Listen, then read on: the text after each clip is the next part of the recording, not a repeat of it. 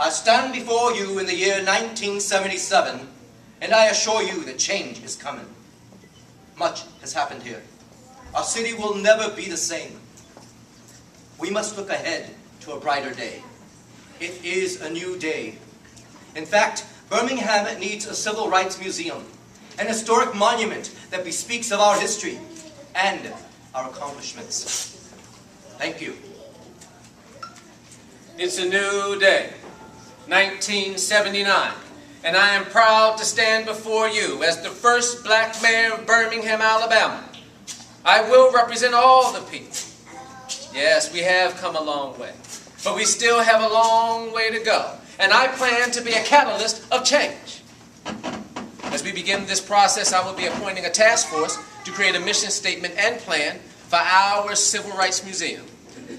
Our co-chairs will be Ms. Odessa Walfer, who is the director of University of Alabama at Birmingham Center of Urban Affairs, and Mr. Frank Young, who is the chairman of the Birmingham Chamber of Commerce. I envision a place where people of all colors, people of all backgrounds can come and learn the essential history and heritage of Birmingham, Alabama. So I say to you on this day, Birmingham, Alabama, we will move onward and upward.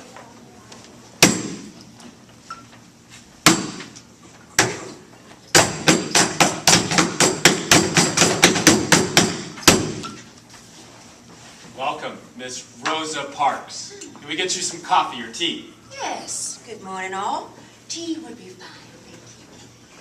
Oh, green tea? Yes, ma'am. Green tea. We are so very lucky and happy to have you with us. Sure. Now, what exactly is this meeting all about? Well, it's about the Civil Rights Institute that our Mayor Arlington spoke about back in 1979. It's time to get moving. We're almost in the 90s. Yes, you want to build this on a national level, and yes, time has been passing. Sounds fine. What are your thoughts on doing this? Well, we are seeking grants from major chains like Target and Walmart, those institutions that have a vested interest in our communities. And we think if we can get their attention in the beginning, other companies will be more willing to come on board. Well, yes, that's true, but consider when getting corporations monies, they may decide to dictate your planning, exposure, and actions. We have to be very strategic when getting sponsors. Do you all understand where I'm going? Yes, ma'am. Yes, ma'am. You mean if we want to participate in a protest or a march, they could pull their funding or try to dictate our actions? Sure. Money is power. And when you're dealing with the big boys, you've got to know the rules of the game. Well, how do you propose we do that? Oh, research. Know those that labor among you.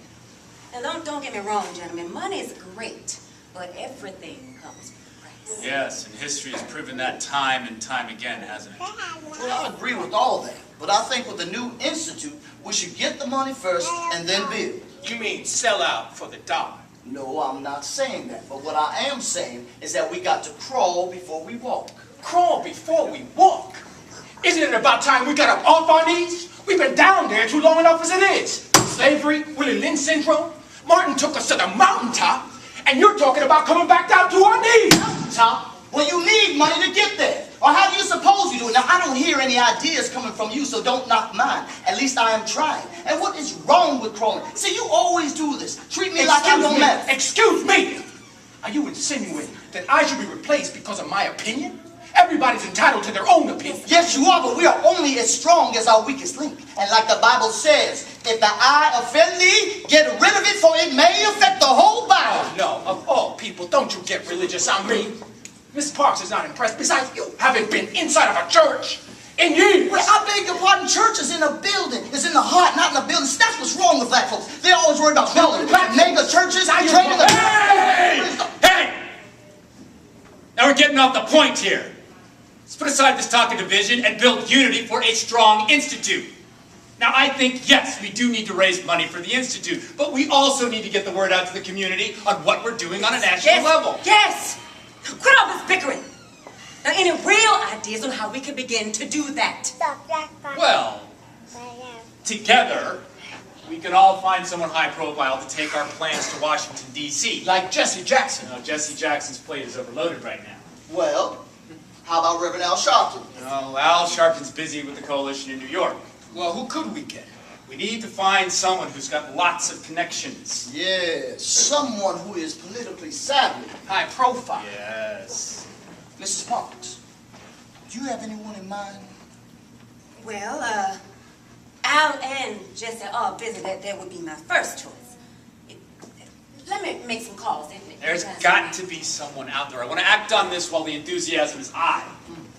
Why don't we have a meeting with the mayor? Yes. No. Okay, what about Mr. Young? No. Okay, how about Miss Wolfer? No, I don't think that would be a good idea. Well, why not? Because they put the matter in our hands. It'd be like we're taking it right back to them. It doesn't work that way.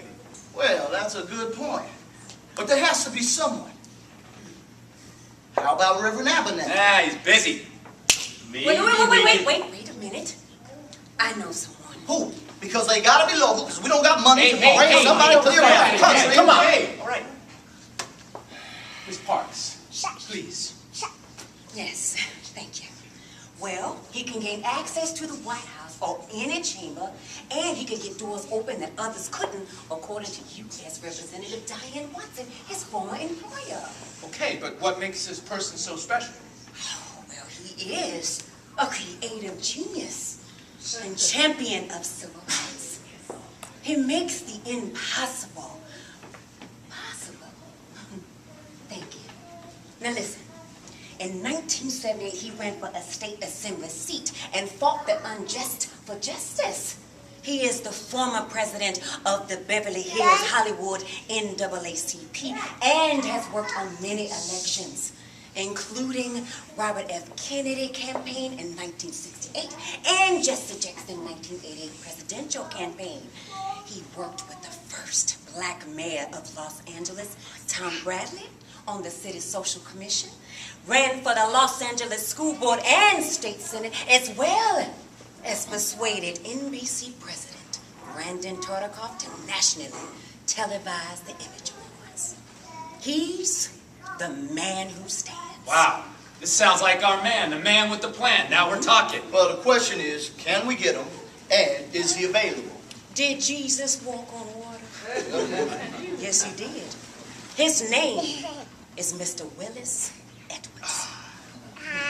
You know what? Hand me that telephone. Thank you very much. Willis Edwards. Who is he? I do believe I've heard of this name before. Isn't he the one who had that riff with Arsenio Hall? Some people think he's brash, others endearing. Okay. I thought I heard of that name. Hello? Willis? Dear, how are you? Willis, dear. Oh, I'm doing well. No, but yes, as a matter of fact, we were just having a board meeting about how to promote the Institute. Just my board members and myself. Yes. No, we don't have a spokesperson yet. You will? You are? Wonderful, just wonderful. We'll take care of all your expenses. Yes. Well, how soon can we expect you? Mr. Edwards. Good to see you, Mr. Edwards. It is a pleasure. Now we have a spokesperson. Oh, Willis, dear, the phone hasn't stopped ringing ever since you came on board. The newspaper's writing about the Civil Rights Institute. Churches are donating. Oh, people speaking out and supporting. Oh, I just knew you wouldn't let me down. Thank you so much for coming. Compared to what you did, fighting injustices and fighting for our civil rights, being the mother of the civil rights movement, I stand on your shoulders, and I am proud to champion any challenge you set your sights on. We need a lot more Rosa Parks to expose the bigotry and the hypocrisy in this country. The capitalists would rather put their foots on the common man's neck. But I tell you, I aim to take those bastards' foots off our necks. I am from Texas, and I know what it feels like to be left at the back of the line. And I tell you, sister, that bus stops here today. Are you with me, sister? Oh, absolutely. I couldn't have said it better myself. Oh, we are just so thrilled for all you did for the Institute. Now listen, you must return for the unveiling ceremony, you promised, yeah? Oh, wild horses couldn't keep me away. Consider it a plan, and you and I have a date, I believe. You are 1 in a million. No, you're 1 in a million. Hush, hush. Now you better run before you make me cry.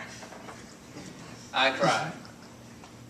Sometimes when I'm alone, I cry, because I realize I'm on my own. The tears that fall are bitter and warm. They flow with life, but they take no form. I cry because my heart is torn. I find it difficult to carry on. If I had an ear to confide in, I would cry among my treasured friend. But who do you know that would stop that long to help another carry on? The world moves fast and would rather pass us by than to stop to find out what makes us cry. So painful, so sad, and sometimes I cry. And what hurts me most is that no one asks why. That's beautiful. Just beautiful. I can see